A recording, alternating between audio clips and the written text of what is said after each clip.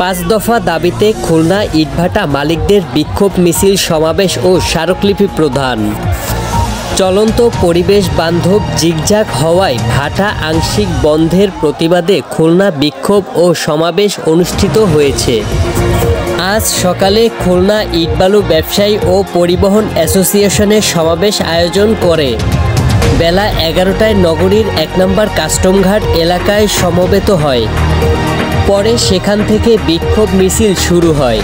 মিছিলটি বিভিন্ন সড়ক প্রদক্ষিণ শেষে ভাটা মালিকরা জেলা প্রশাসনের ভবনের সামনে সমাবেশ করে। খুলনা জেলা ইটভাটা মালিক সমিতির সভাপতি ইদ্রিস আহমেদ জমাদ্দার, সাধারণ সম্পাদক আব্দুল সত্তার ও সাবেক সভাপতি কামাল খান এ সময় বক্তব্য রাখেন।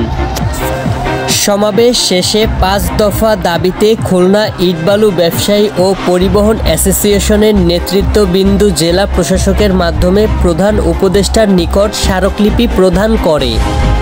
ঠিক তখন পর্যন্ত ইটভাটার সকল শ্রমিক জেলা প্রশাসনের কার্যালয়ের সামনে অবস্থানরত ছিলেন।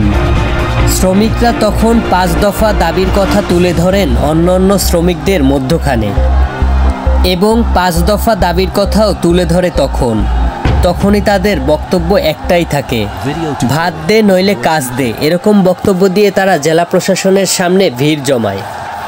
সাংবাদিকদের প্রশ্নের জবাবে শ্রমিকরা বলেছে, কারো কারো পরিবারে 4 জন, কারো কারো পরিবারে 6 জন এবং কারো কারো পরিবারে 8 জন সদস্য রয়েছে।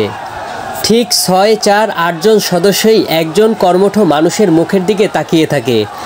তানবীর ইসলাম, 64 নিউজ টিভি, বাংলাদেশ।